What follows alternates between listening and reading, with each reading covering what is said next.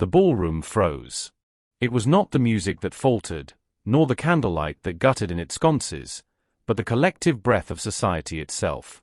Hundreds of glittering eyes stared, mouths half open, as the Duke of Blackwood, returned at last after years of absence and speculation, strode into the center of the floor. He wore no servant's livery now. The jewels of his rank gleamed at his throat and sword hilt, his broad shoulders carrying the weight of his house, his estate, his duty.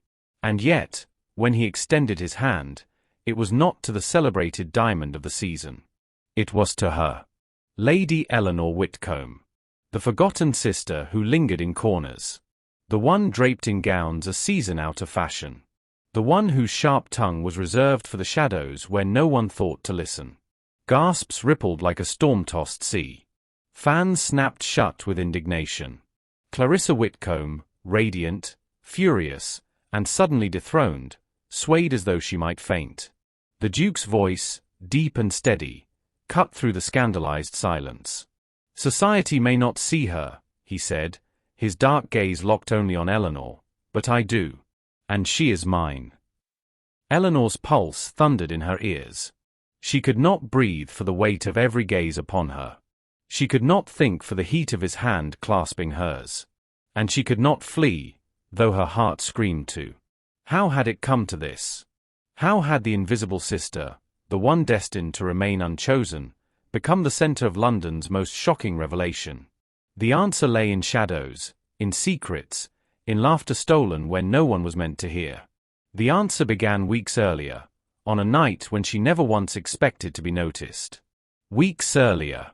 The Whitcombe estate was ablaze with preparation. Candles lit corridors from cellar to rooftop, footmen hurried with trays, maids darted with gowns, and Clarissa, golden, perfect Clarissa, swept through it all as though she commanded the very heavens. Eleanor followed in her wake like a shadow cast by brilliance. "Do stop slouching," Clarissa muttered without turning, eyes fixed upon her own reflection in the gilt mirror of the drawing-room. "You look positively invisible when you shrink so." "I thought that was the point," Eleanor replied softly, hands clasped at her waist. Clarissa's painted lips curved into a smile. "Precisely. Let us not forget your role, dearest. Tonight, all eyes will be upon me. You must simply not exist." Eleanor bit back the sting, as she always did. It was not malice, she told herself, only truth. Clarissa was destined for brilliance. Eleanor had been raised to manage the quiet margins. And tonight was no ordinary gathering. It was the beginning of the season. More than that, whispers had travelled faster than the carriages that bore them. The Duke of Blackwood had returned. He had been gone so long Eleanor could barely recall the face from childhood rumour. Some claimed he had been serving the crown in distant lands. Others whispered of duels, of banishments, of scandals hushed with money and blood. But one fact was constant. He was the most sought-after bachelor in England, and Clarissa was certain he would be hers. The ballroom. By the time Eleanor descended the grand staircase, the air already shimmered with perfume and candle smoke. Crystal chandeliers rained light upon gowns of satin and jewels that caught every spark. Laughter spilled like champagne, brittle and sweet, as ladies fanned themselves and gentlemen preened in their uniforms. And there, towering above them all, Clarissa gleamed in silver silk, her hair threaded with diamonds. She was every inch the diamond of the season, dazzling enough to blind. Eleanor wore pale blue. Not unfashionable, but not remarkable either. She did not mind. She had long ago grown accustomed to her place on the edges, where one might observe without being observed. Yet as she took her corner, a curious sensation prickled at her neck, the weight of a gaze. She turned. A servant stood at the far end of the hall, half hidden behind a pillar. His livery was plain, his posture disciplined. Yet there was something in the way he watched, not with boredom, not with subservience, but with the quiet intensity of one who measured every soul before him. Eleanor's brow furrowed. A strange servant, to study the ballroom as though it were his battlefield. And stranger still, when Clarissa swept past him with a careless flick of her hand, he neither bowed nor looked away. His gaze lingered on Eleanor instead. She quickly dropped her eyes, cheeks warming. It must be a trick of her imagination. No servant would dare. Whispers and whine. The hours spun on in a whirl of music and chatter. Eleanor endured the polite neglect of suitors who circled her sister. She listened to endless flattery, to whispers of fortune and land, to Clarissa's light laughter. Until, at last, she escaped to the edge of the refreshment table, desperate for a moment's reprieve.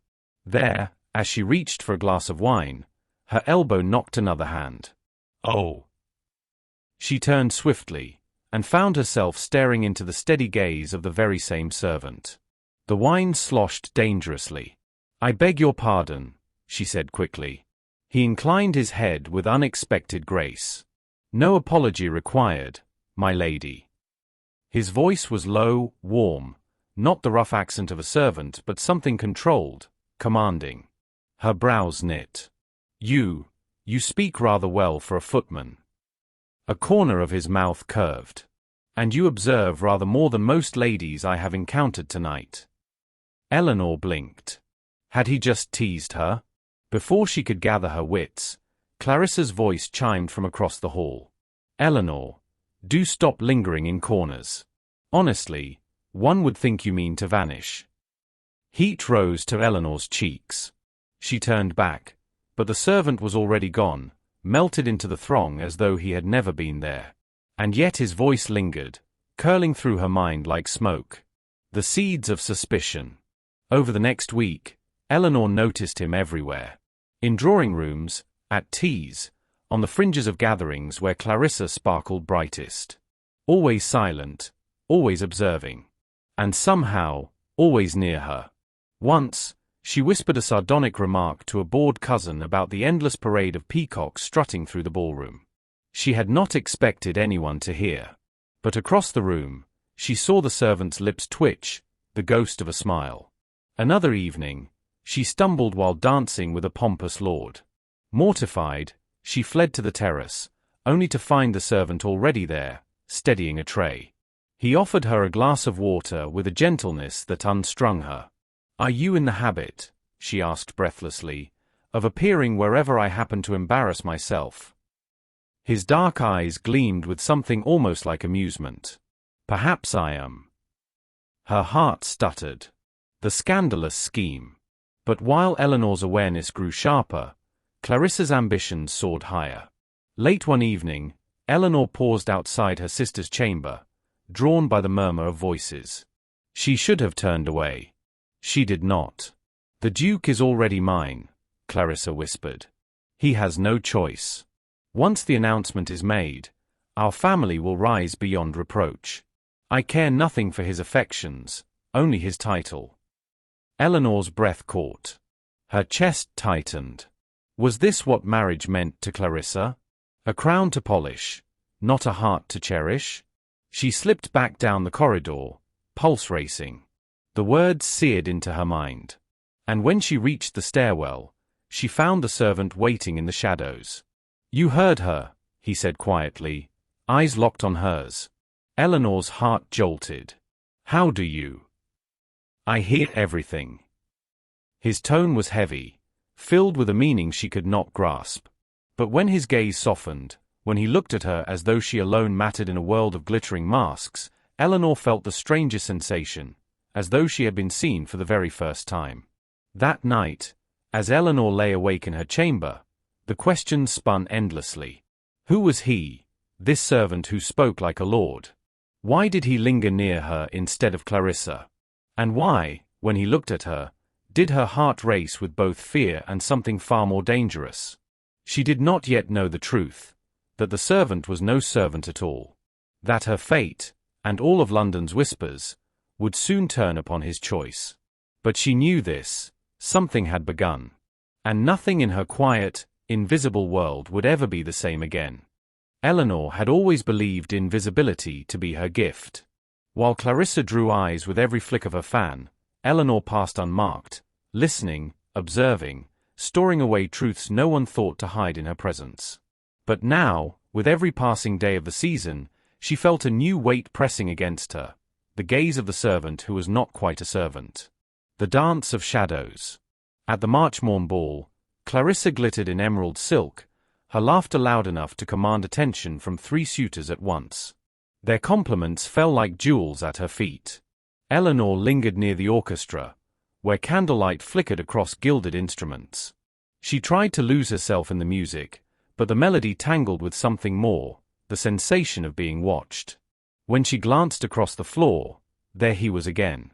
Balancing a tray of champagne flutes with impeccable precision, his dark gaze lingered not on Clarissa, nor the duchesses who waved him down, but on Eleanor herself.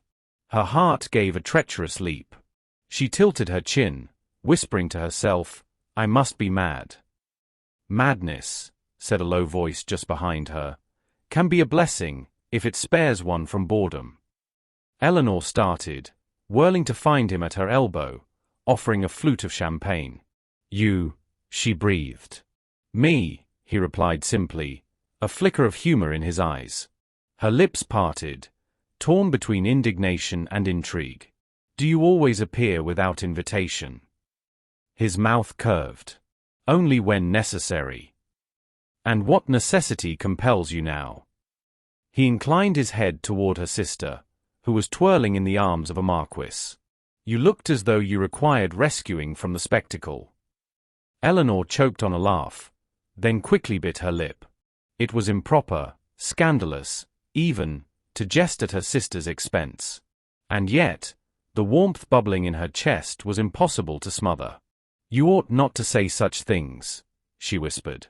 "Then perhaps," he murmured, leaning just close enough for only her to hear, "you ought not to laugh at them." Heat surged into her cheeks. She looked away, clutching the champagne flute as though it could steady her. Clarissa's warning.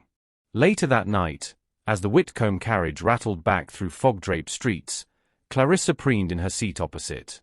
"The Duke's announcement must be near," she said, inspecting her nails. "He lingers too often in my company to deny it. Did you see how Lord Wetherby blushed when I laughed at his compliment? I dare say half of London is already resigned to my triumph."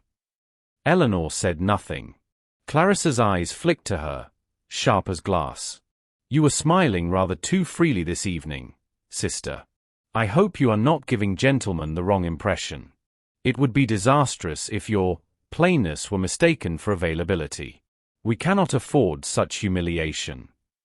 Eleanor's hands tightened in her lap.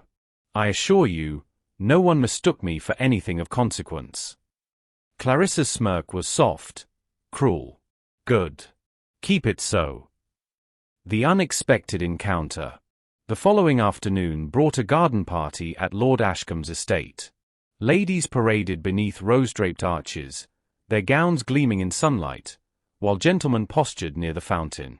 Eleanor drifted toward the shaded edges, inhaling the scent of lilacs. She thought herself blessedly alone until a voice behind her said, "Your sister has already declared the roses inferior. Shall I mark it in my ledger of her many grievances?" Eleanor turned sharply. The servant stood there, carrying no tray this time, only a folded cloth draped over his arm. She raised a brow. "Do you take notes on all of London's flowers?" "Only the ones your sister condemns." His mouth twitched. "At this rate, I shall be forced to record every garden from here to Cornwall." A laugh escaped her before she could stop it.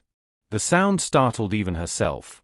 Bright, unrestrained, utterly unladylike. He stilled, as though the sound pierced something long dormant in him. Eleanor pressed a hand to her lips. "Forgive me. That was ill-mannered." "On the contrary," he said softly, "it was honest." Her gaze met his, and for an instant, the world hushed, no chatter of ladies, no clink of teacups, only the charged silence between them. Eleanor's breath caught. And then Clarissa's voice shattered it. "Eleanor, do stop skulking. Lord Harbury wishes to escort me to the fountain." The spell broke. Eleanor stepped back, curtsying stiffly. The servant inclined his head with calm composure, yet his eyes lingered a fraction longer before he turned away. The weight of observation. That evening, Eleanor sat before her dressing mirror, fingers tracing the worn lace at her sleeves. Her maid, Anna, hummed softly as she brushed Eleanor's hair. "Do you believe," Eleanor murmured, "that some people are born to be seen, while others are destined to fade into the background?" Anna paused. "I believe, my lady, that even shadows have their watchers." Eleanor frowned. "What do you mean?" The maid's smile was secretive. "Nothing at all, miss. Only, I have noticed eyes upon you, where others do not." Heat prickled Eleanor's skin. She dismissed Anna quickly, but the words clung like burrs. Adrian's burden. Across the city, in a discreet lodging far from prying eyes, Adrian Blackwood stripped the livery from his shoulders. The plain cloth fell away, revealing the fine cut of his true attire beneath. He stared into the mirror, seeing not the servant the world mistook him for, but the Duke no one recognized. Duty pressed heavy on his chest. Clarissa Whitcombe, beautiful, admired, advantageous, was meant to be his bride. Their union would secure alliances, silence questions, and satisfy society's ravenous appetite for spectacle. And yet, every time he looked upon Eleanor, something within him stirred. Her wit, her laughter, her unstudied honesty, they ignited his soul in ways he had not felt since boyhood. But what right had he to desire her? To pull her into scandal? To brand her with his rebellion? He closed his eyes, jaw tight. He had returned to do his duty. But already, duty was unraveling. The servant's test. Days later, at a musicale hosted by Lady Penworth, Adrian found himself once again drifting near Eleanor.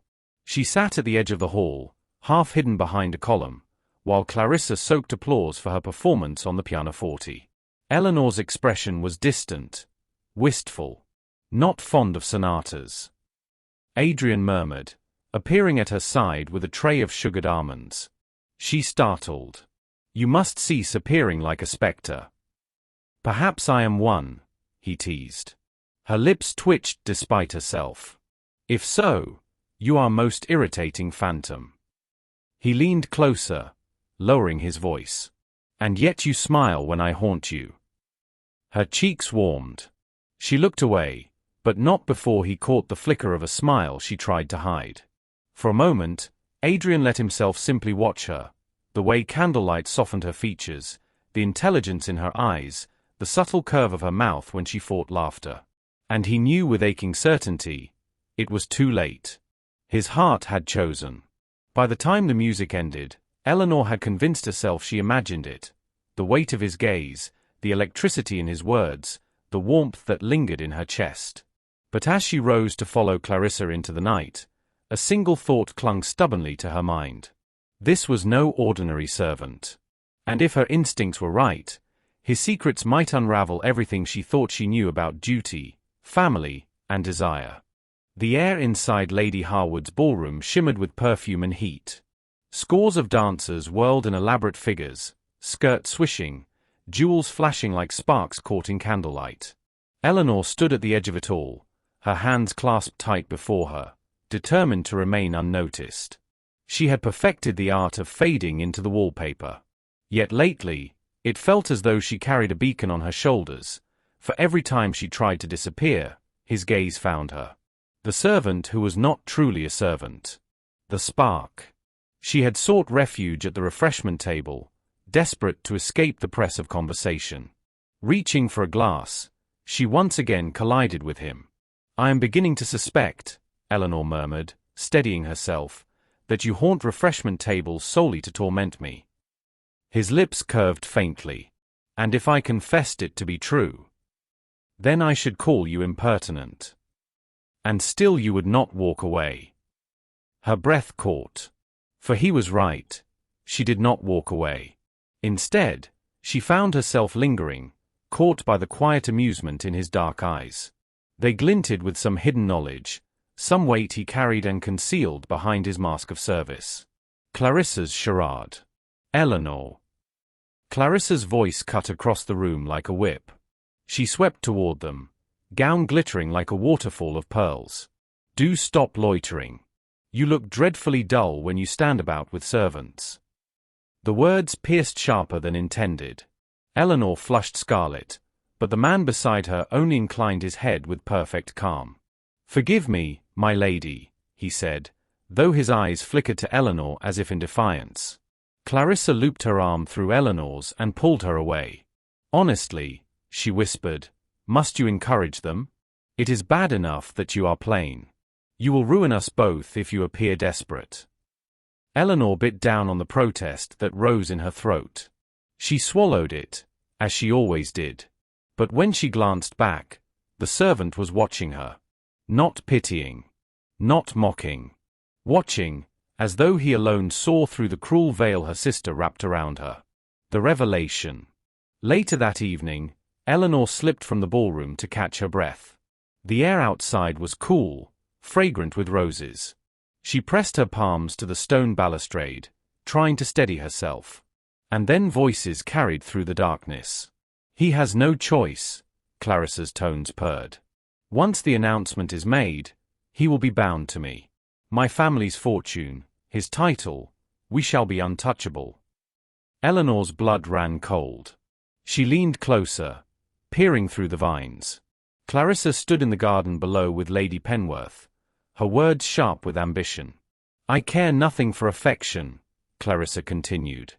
"Love is a foolish girl's dream. Power is what matters. And I shall be Duchess of Blackwood before the month is out." Eleanor staggered back, heart thundering. Love meant nothing to her sister. The Duke, whoever he truly was, would be little more than a crown upon her head.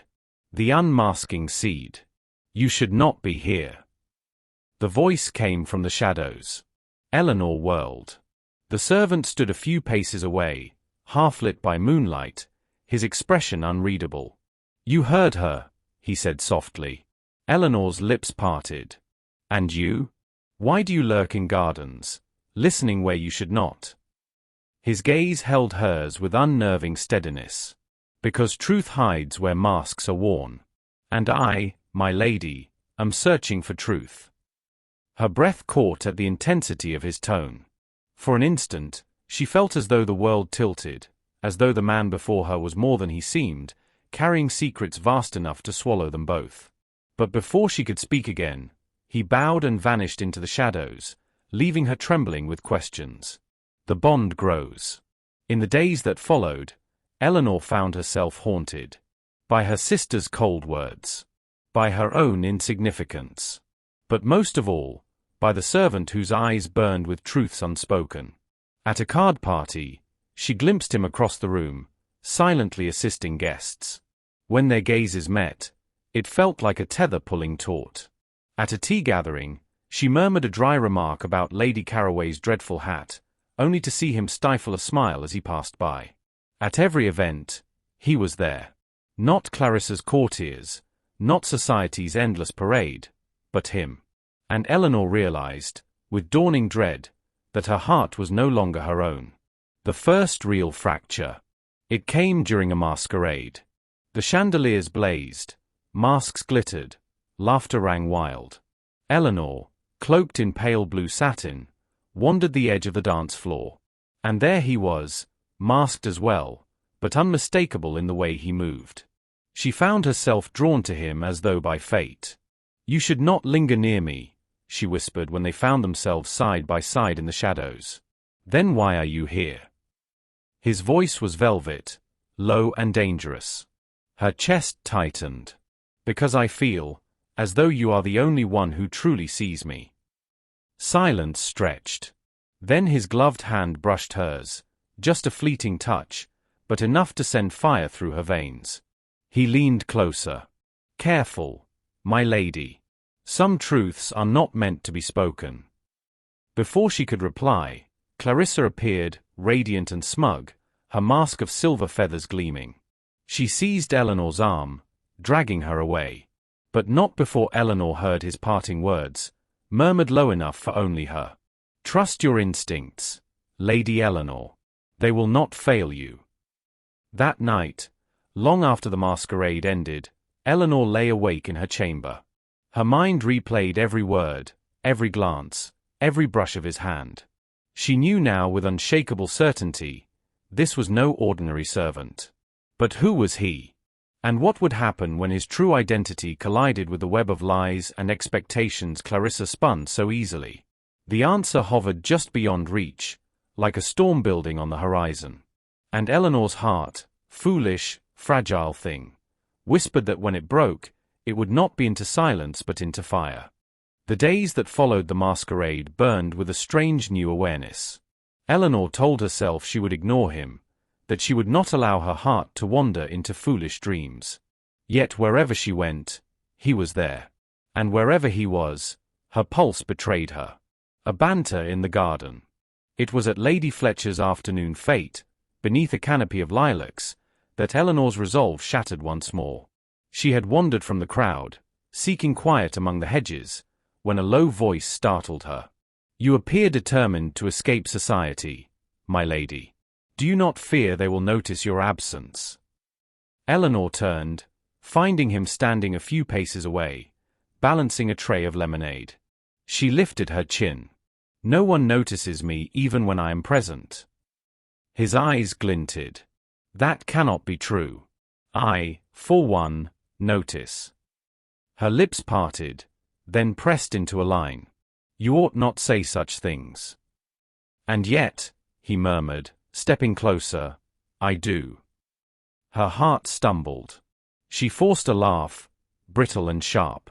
"You are impertinent for a servant." "Perhaps," he said, leaning in as though confiding a secret, "I am not as obedient as I appear." Eleanor's breath hitched. Their gazes locked, hers wide with alarm, his steady, unflinching. Before she could reply, laughter carried from the lawn, breaking the spell. Eleanor turned swiftly, fleeing back toward the crowd, her pulse hammering like a drum. Clarissa's warning. That evening, as the Whitcombe carriage rattled toward home, Clarissa's eyes narrowed. "You were gone too long today," she said coolly. "I saw you lingering in the garden. With a servant." Eleanor froze. "It was nothing. I merely lost my way." Clarissa's laugh was sharp as glass. "You forget yourself, sister. You may be invisible to society, but not to me. If you embarrass us, if you dare to entangle yourself in scandal, I shall not forgive you." Eleanor swallowed hard, fingers twisting in her lap. She said nothing. But in the dark window's reflection, she saw her sister's eyes gleaming with suspicion. A dangerous nearness. At Lady Penworther's musicale 2 nights later, Eleanor tried her best to remain in the shadows. But when she slipped onto the terrace for air, she found him waiting, as though fate itself conspired. "You should not seek me out," she whispered. "I do not seek," he replied softly. "I simply find you. Always." Her throat tightened. "And why is that?" He hesitated, then said, almost fiercely, "Because you are the only honest thing in this masquerade of a season." Silence pressed around them. Eleanor's heart pounded as though it might burst. She should have fled. Instead, she whispered, "You cannot say such things to me." "Why not?" His voice was low, roughened with something dangerous. "Because I wear livery? Because society demands you look past me?" Her lips parted. For a moment, she thought, hoped, he would reveal himself. But then he stepped back, masking his intensity with calm. "Forgive me, my lady. I overstepped." Eleanor's chest ached with the absence of his nearness. The seeds of suspicion. That night, Eleanor lay restless in her bed. Who was he, truly? His words, his bearing, the way he carried himself, they did not belong to a servant. And yet he kept the role with flawless discipline. Her mind spun with questions, but her heart whispered only one truth. When he looked at her, she felt alive. Clarissa's plot. Meanwhile, Clarissa's ambition sharpened into cruelty. At a breakfast gathering, she leaned across the table, voice low. "The Duke must announce soon," she said to their mother, her smile sweet as honey. It would be unthinkable to delay further. Imagine the scandal. Their mother beamed. "Indeed. You shall be Duchess before the season's end." Clarissa's gaze flicked to Eleanor. "As for you, dearest, Do not meddle where you are not wanted. You are a wallflower. Stay in the shadows where you belong. Eleanor's stomach twisted. But instead of silence, words slipped past her lips before she could stop them. Perhaps it is in shadows where one sees most clearly. Clarissa's smile faltered, then hardened. Careful, sister. Shadows are also where reputations rot. The slow burn spark. That evening, at a crowded ball, Eleanor found herself pressed against a column as dancers swirled past. Suddenly, a hand brushed hers, fleeting, deliberate. She looked up. It was him. "Dance with me," he murmured. Her heart lurched. "I cannot." "You can." His gaze burned into hers. "No one will notice. They never look at you, do they?" The words, though softly spoken, struck deep. For once, invisibility became a shield rather than a curse. He guided her onto the edge of the floor. They moved slowly, carefully, his hand steady against her back. No one looked twice. No one cared. And yet Eleanor felt as though the world had cracked open. Each step was a secret, each brush of fingers a vow unspoken. She could hardly breathe.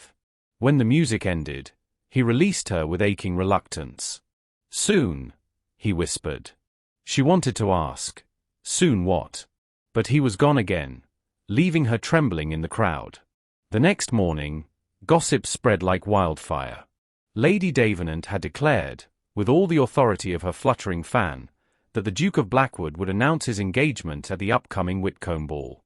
Clarissa preened. "At last," she said, eyes shining with triumph. "The title is mine." Eleanor's chest constricted. She told herself it was relief, that her sister would have everything she wanted. But in truth, her heart cried out in silent protest. And when she next caught the servant's gaze from across the hall, she saw the same storm mirrored in his eyes. The truth was no longer avoidable. Something had to break. The Whitcombe gardens lay hushed beneath moonlight, perfumed with roses and cool with drifting fog. Music from the ballroom spilled faintly through the open doors, but here, in the shadows, the world was still. Eleanor pressed her palms against the balustrade, her chest tight.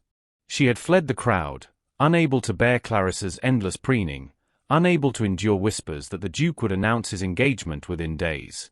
The Duke. The man she had never met. The man society clamored for. And yet, in her heart, she knew she had already met him. The confrontation.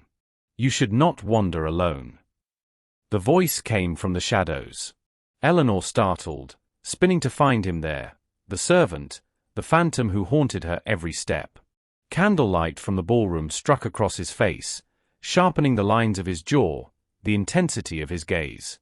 She exhaled shakily. "You again." "Always me," he murmured. Anger flared through her confusion. "Why do you follow me? Why do you linger in places no servant belongs?" He stepped closer, his expression unreadable. "Because you speak truths no one else dares." Her breath caught. "That is no answer." "Then demand the one you already suspect," he said softly. Her pulse thundered. "Who are you?" For a long moment, silence stretched. Then, with a slow, deliberate hand, he reached up and unpinned the crest of livery at his collar. The plain brass insignia fell away. Beneath it gleamed a signet ring, heavy, unmistakable. Eleanor's lips parted in shock. "No." He held her gaze, voice low and steady. "Yes. I am Adrian Blackwood. The Duke you have all been waiting to see." Eleanor's shock. Her knees threatened to give way. She clutched the balustrade, staring at him as though the very ground had split. "You, a duke?" The words scraped from her throat. "All this time, you deceived me." "I revealed myself to you," he corrected, eyes burning into hers. "More than I have to anyone else." Eleanor shook her head. "You let me speak freely. You let me laugh. You let me believe." "That you mattered," he said fiercely. "Because you do." Her heart lurched painfully. And what of my sister? She parades herself before society, believing she is your bride. Adrian's jaw hardened. She will never be my bride. Shared vulnerability. Silence fell, taut and trembling. Eleanor's chest heaved with every ragged breath. I have been gone so long, Adrian said at last, his voice rough with confession. Years in distant lands, carrying a title that never felt like mine. I returned to do my duty. But when I looked upon your sister, when I heard her cruelty, I knew duty alone would damn me. He stepped closer, so near the warmth of him seemed to envelop her. And then there was you. The sister who hid in shadows. The one who laughed honestly, who spoke without fear. The one who saw me when no one else did. Her throat tightened. You should not say these things. And yet I must, he whispered. The first kiss. He reached for her hand, his touch searing. Eleanor, I do not care for diamonds polished for society's gaze. I care for the woman who ignites my soul. Her eyes filled with tears, her lips trembling. You will ruin us both. Then let ruin come, he said, voice low with hunger. Before she could stop herself, Eleanor swayed toward him. His hand lifted to her cheek, fingers trembling against her skin. And then his mouth was on hers. It was not the practiced kiss of a lord, nor the timid peck of a suitor. It was fire and desperation, gentleness laced with need. Eleanor gasped into it, clutching his coat as though she might drown. When he drew back, her heart was racing, her lips burning. This cannot be, she whispered. It already is, he answered. New stakes. The sound of footsteps in the distance jolted them apart. Laughter drifted from the ballroom, growing nearer. Adrian grasped her hand. Trust me, he urged. Whatever comes, trust me. Her eyes searched his, torn between terror and longing. And then Clarissa's voice rang through the garden, sharp as a blade. Eleanor, are you skulking again? Eleanor froze, panic crashing over her. Adrian's hand tightened on hers, but his expression shuttered back into calm. When Clarissa swept into view, Eleanor stood alone. The servant, no, the Duke, had vanished once more into the shadows. That night, Eleanor lay trembling in her bed, lips still tingling, heart still aflame. She knew the truth now. The servant was the Duke. The Duke was the man she could not stop longing for. And the moment his true identity reached society's ears, her world would ignite into scandal. The days after the kiss unfolded like a dream laced with dread. Every glance across a ballroom, every stolen moment when their eyes met, burned with a secret only they shared. Eleanor woke each morning with her lips tingling, her heart aching, as though she had carried fire into her bed. But beneath the warmth crept fear, for she knew the truth of it. What they had could not remain hidden. Clarissa noticed first. She always noticed. It was at the Montrose dinner, the air heavy with pheasant and port, laughter brittle as porcelain. Clarissa, seated at the center of the table like a queen, basked in admiration while Eleanor kept to the shadows as usual. Yet across the room, Adrian, dressed once more in plain livery, his disguise flawless to all but her, allowed his gaze to linger on Eleanor a fraction too long. Clarissa's eyes sharpened, her lips curving into a smile that was not sweet but cruel. Later, as they entered their carriage, she turned to Eleanor with a voice dipped in venom. You have been careless, sister. Eleanor stiffened. I do not know what you mean. Oh, but you do. Clarissa's eyes glittered in the dim light. Do you think me blind? I have seen the way that servant looks at you. Do not imagine you can ensnare him. Even if you could, what would you gain? A scandal? A ruined name? Nothing more. Eleanor's hands trembled in her lap. She opened her mouth, but no words came. Clarissa leaned close, her whisper sharp as a knife. You will not ruin this for me. Do you hear? The Duke is mine. He is promised, and by week's end, he will kneel before me. Eleanor stared at her sister, horrified not only by the malice in her voice but by the certainty. Clarissa believed she already owned him. And Eleanor, torn between truth and silence, could not summon the courage to speak. The next evening, the tension snapped. At Lord Armitage's ball, Eleanor was cornered by whispers. Lady Penworth's fan fluttered behind her painted lips, her voice low but carrying. Poor Miss Eleanor, so desperate she stoops to servants for attention. Heat seared Eleanor's cheeks. She turned to flee, only to find more murmurs following her, snatches of gossip blooming like weeds. I heard she lingered in gardens with one, caught nearly in an embrace. She pushed through the crowd, her breath shallow, and nearly collided with Adrian himself. For one brief moment, safety flooded her. His eyes softened, as though he might reach for her, steady her trembling. But then, under the watchful gaze of a dozen onlookers, his face hardened into cold civility. He bowed slightly, no more than he would to any other lady, and stepped back into the crowd without a word. The rejection sliced deeper than any insult. He was protecting her, she told herself desperately, but the hollow in her chest said otherwise. The days that followed were worse. Everywhere she turned, gossip hissed. The whispers Clarissa had planted grew into vines that strangled Eleanor's every breath.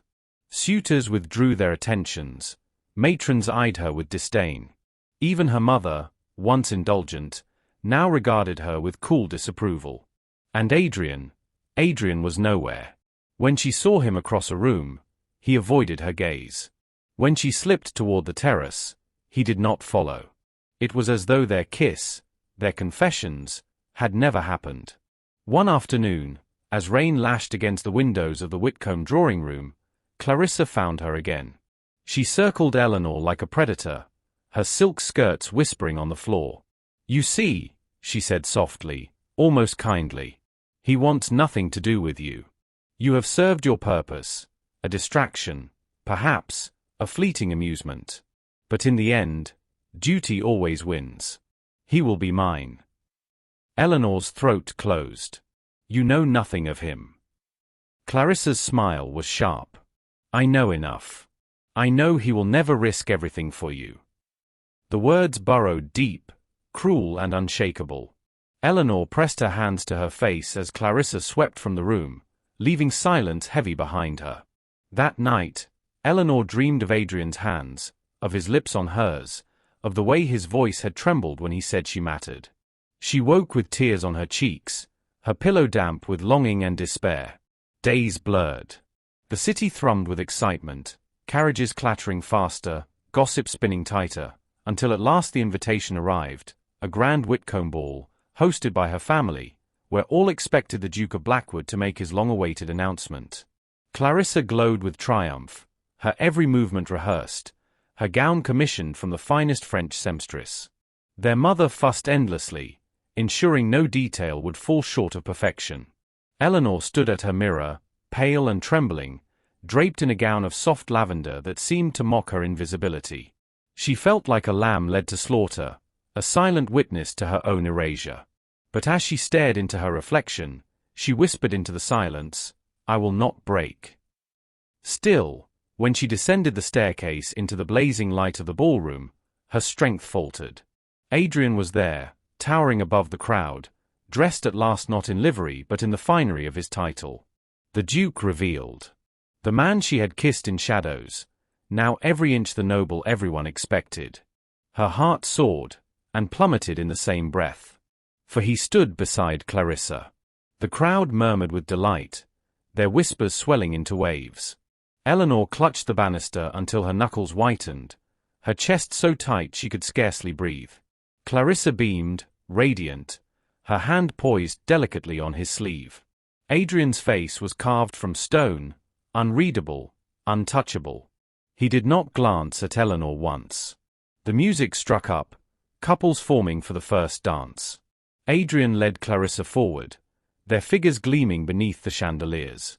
The crowd erupted in applause. Eleanor's vision blurred. Her heart cracked with each step he took beside her sister.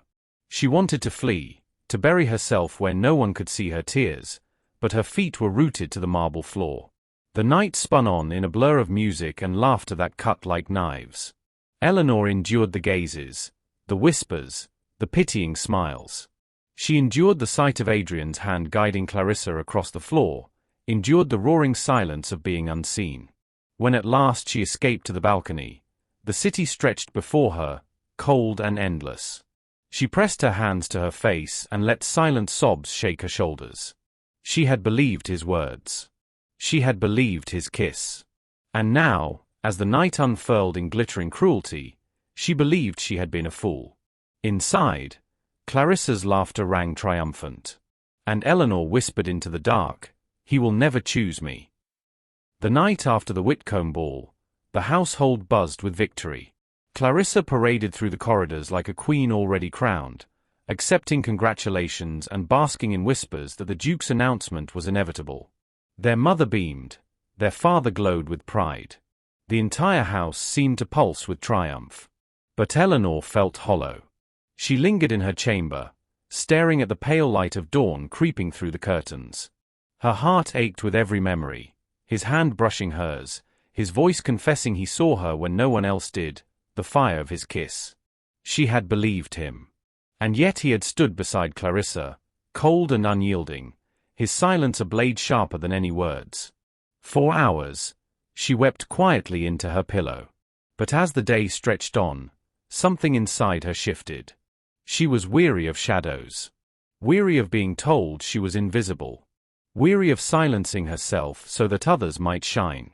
Clarissa might hold the crowd's gaze, but Eleanor still had her own truth, and she would not let it be stolen from her. 2 nights later, at Lady Devonshire's musicale, Eleanor found herself alone in the conservatory. The scent of orchids hung heavy in the air, the soft strains of music drifting faintly from the hall. She pressed trembling fingers to her bodice, whispering into the silence, "I will not be invisible." A voice answered from the shadows, "Then let me see you." Her breath caught. She turned, and there he was. No livery, no disguise, but not the untouchable Duke either. His coat was undone, his cravat loose, his eyes fierce with something raw and unguarded. "Adrian," she whispered. He crossed the room in 3 strides, seizing her hands. "Forgive me," he said hoarsely. "I tried to stay away. I told myself it was duty, honor, the weight of 1,000 expectations. But every moment without you has been torment. I cannot breathe unless I am near you." Eleanor's tears spilled freely. "And yet you stood beside her. You let them believe." "Because if I chose you then," he cut in, "they would have torn you apart before I could protect you. I thought distance would keep you safe. But I was wrong. All I did was wound you deeper." She shook her head, her sob caught between grief and relief. "You will ruin us both, Adrian." "Then let ruin come," he whispered, just as he had the night of their kiss. And before she could protest, his lips were on hers again, fiercer this time, desperate, as though he would brand his soul into hers. Eleanor clung to him, her heart breaking and mending in the same breath. When they parted, gasping, she touched his cheek. "If you mean this, if you truly mean this, then you must stand by me. Not in shadows. Not in secret. Before them all." Adrian's jaw clenched, his eyes burning. "I will." The words trembled between them, a vow spoken into the orchid-scented dark. But fate did not grant them peace. As Eleanor slipped back into the ballroom, her sister's eyes followed her, sharp, calculating. Clarissa's lips curled in a smile that made Eleanor's blood run cold. She knew something. Perhaps she had seen the hurried smoothing of Eleanor's gown, the faint flush in her cheeks. Or perhaps it was the way Adrian's gaze flickered too often toward Eleanor, his composure fraying at the edges. Either way, Clarissa was watching. And Eleanor knew, with chilling certainty, that the time for shadows was ending. The gossip grew louder in the days that followed. Lady Penworth whispered that the Duke would make his declaration at the next Whitcombe ball. Invitations spread across London like wildfire. The ton prepared for spectacle, for triumph, for scandal. Clarissa preened before her mirror, certain of her victory. "When Adrian Blackwood kneels before me," she said, her voice gleaming with arrogance. "The world will finally see me as I deserve." Eleanor sat silent by the window, her heart steady now, no longer trembling with invisibility. For she knew a secret Clarissa did not. Adrian had already chosen. And if he kept his vow, if he dared defy them all, the world would see Eleanor at last. The Whitcombe ball blazed brighter than any London had seen that season. Crystal chandeliers flung prisms of light across marble floors, the air thick with perfume, heat, and the hum of whispers. It was to be the night of triumph. Everyone knew it. The Duke of Blackwood would finally make his long-awaited declaration. Clarissa Whitcombe would be Duchess before the night was through. Clarissa glided among her guests like a sovereign, her gown of white satin threaded with pearls that gleamed like captured stars. She smiled until her cheeks ached, drank in the envy that followed her. Every eye was hers. Eleanor, draped in soft lavender, lingered at the edge as always. Yet her chest no longer ached with invisibility. Her heart was steady, her resolve firm. Adrian had sworn to her in secret, "I will." Tonight, she would learn if he meant it. The air shifted when he entered. Adrian Blackwood, no longer in livery, no longer a ghost in shadows, but every inch the Duke. His coat gleamed with midnight embroidery, his shoulders broad and commanding, his presence a storm contained within human form. Conversations faltered. Fans stilled mid-flutter. The crowd turned as one, bowing, curtsying, drinking in the sight of the man they had waited years to see unveiled. Clarissa's eyes shone with triumph. She swept forward, her hand extended delicately. "Your Grace," she purred, her voice rich with anticipation. "London awaits your words." Adrian's gaze swept past her, and landed on Eleanor. The ballroom hushed. Eleanor's heart thundered against her ribs, her breath caught in her throat. He moved forward, not toward Clarissa, but toward her, every step reverberating through the stunned silence. Gasps rippled as he stopped before Eleanor, his dark eyes never wavering. He extended his hand. "Lady Eleanor Whitcombe," he said, his voice carrying through the hall, steady and sure, "it is you I choose. Before them all, I claim you as mine." The world erupted. Fans snapped shut like whips. Gentlemen muttered in outrage. Ladies clutched at pearls, whispering furiously. Clarissa's face drained of color, then flamed red with humiliation. "You cannot be serious," she hissed, stepping forward. "She is nothing, a wallflower, a shadow. I am the diamond. I am the one promised." Adrian turned, his voice cutting like steel. "You were promised nothing. And I will not bind myself to vanity when truth stands before me." He looked back at Eleanor, his hand still extended, his eyes burning with devotion. "You are the one who saw me. The one who spoke with honesty when all others drowned in flattery. You are the only woman I would risk everything for." Tears blurred Eleanor's vision. Her hand trembled as she lifted it to his. Clarissa let out a strangled cry. "You will ruin us all. She is unworthy." Adrian drew Eleanor closer, his gaze hard as he faced the crowd. "Then let ruin come. I would rather walk through fire with her than live in gilded emptiness with anyone else." The ballroom, once a storm of whispers, fell into stunned silence. No one dared speak. And then, as though society itself bent under the weight of defiance, a few hands began to clap.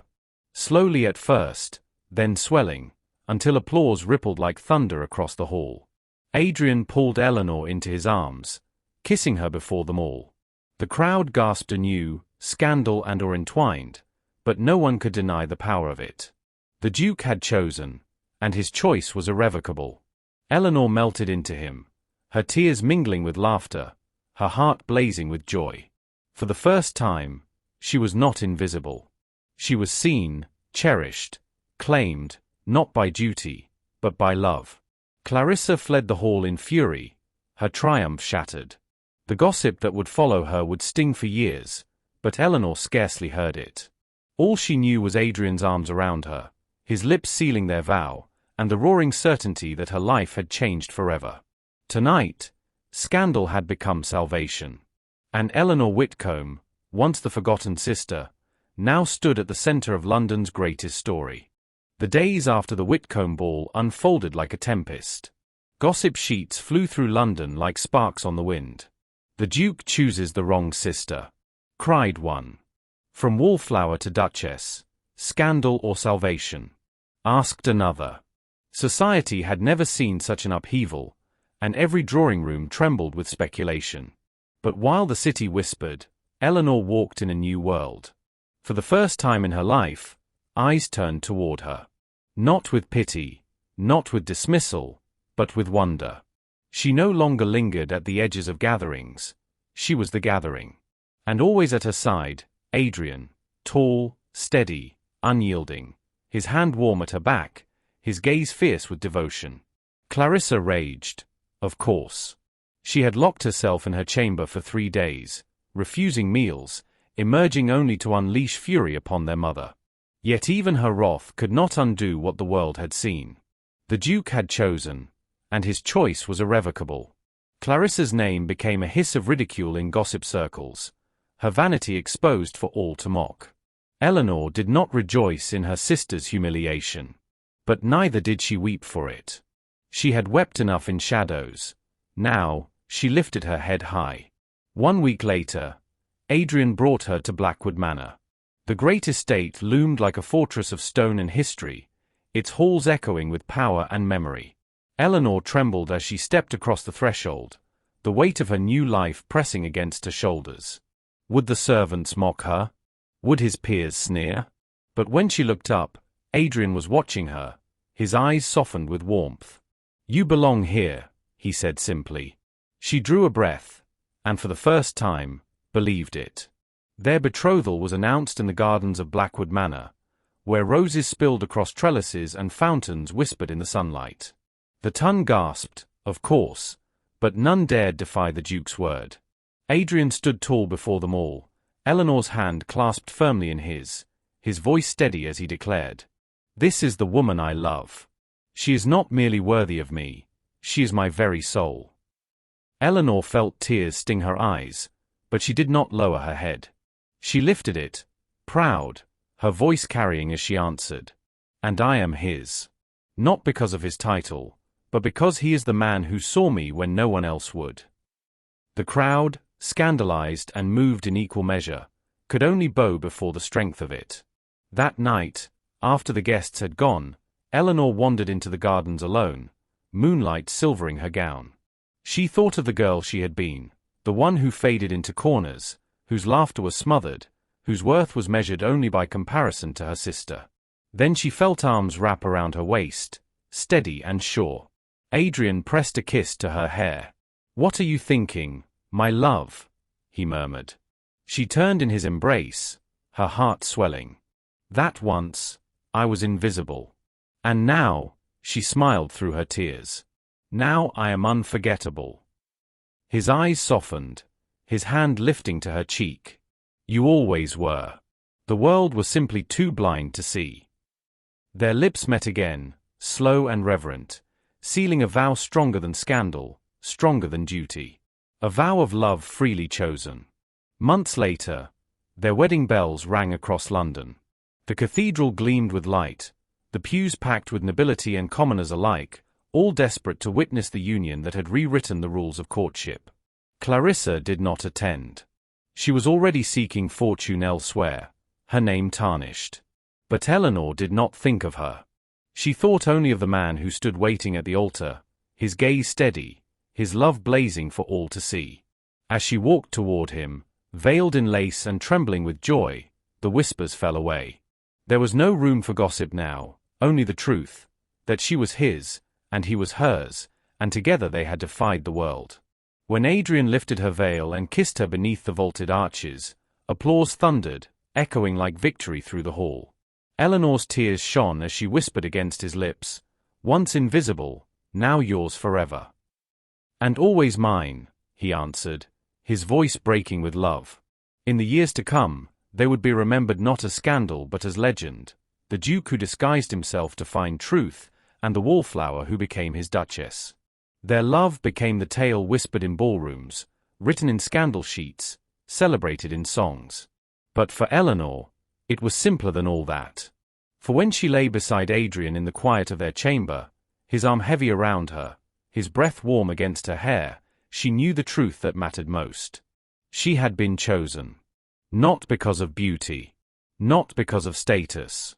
But because she was herself, witty, kind, honest, unafraid. And she was loved. Forever.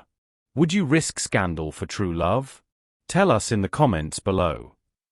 And if you enjoyed Eleanor and Adrian's story, don't forget to share it. Someone out there is waiting to be reminded that love can defy every rule.